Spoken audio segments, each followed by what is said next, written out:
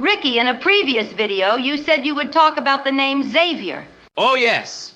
But before I do, let's look at some clips that mention that name and the audience's reaction to it. Well, I've seen everything. All right, let's get the check and get out of here. Okay. Heavens. Xavier. Dear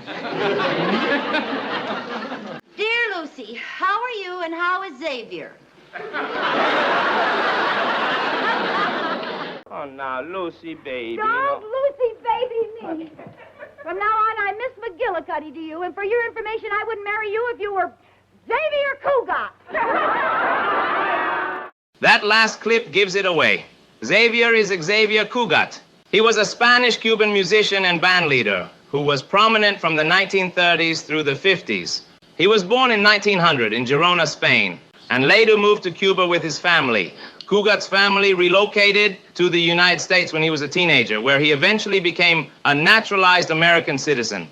All that is great, Rick, but why was the audience laughing when his name was mentioned? Yeah, Ricky, why is that? They're laughing because Coogie and I have a history together. He was actually my boss at one point. Tell them the story, dear. I'll do better than that. How about I read an excerpt from my book? Your what? My book. Your book? I didn't know you had a book. Yeah, it's literally called a book. No cracks from you, Lucy. If it's a book, I call it a book. This'll certainly be interesting. Okay, let me read you the part about Coogie. I asked the piano player, who's the bald-headed guy there with the kids? How long you been here, boy? He answered. That's Xavier Cougat. Of course, I'd seen his pictures many times. Coogie was the king of the rumba. Carlos Molina, Enrique Madriguera, Pancho, and a few others were also popular. But there was no one close to Cougat. When we finished playing that afternoon, I had a hunch Coogie was going to call me if I went by his table. I just knew it. I put my guitar in its case and started to leave, making sure my route would take me not too far from his table. Walking slowly, looking around nonchalantly, I got near his table. Nothing. Even with his table, I paused, not looking at him, and lit a cigarette. Nothing. By then, I was saying to myself, you asshole, why would he call you? I started walking away, and just as I reached the exit, I heard, hey, Chico. My heart jumped. I turned, pretending I didn't know who was calling. You there with the guitar, he said. Come over, please. I went to his table. Yes, sir? I'm Xavier Cougat. Yes, I know. He asked me my name and told me I did a nice job up there. I've been thinking, he said, maybe I'll give you a chance with my orchestra. Will you come and audition? He had a rehearsal the next afternoon and wanted to know if I could come and do a couple of numbers with the band.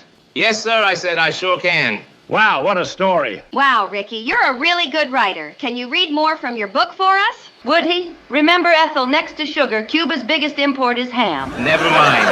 And yes, Ethel, anything for you and our viewers. Maybe we can dedicate entire videos to me reading from it. Yeah, like the part where we met. Wouldn't you agree that you and I have different accounts of what happened in our books? Wait just a minute. Lucy, you have a book too? Are you talking about the one you wrote in the episode Lucy Writes a Novel? No, Fred, she actually wrote a book too. Yeah, Fred. Ricky's not the only writer in the family. This I gotta hear. And he says women are nosy. Viewers, please leave a comment if this is something you're interested in.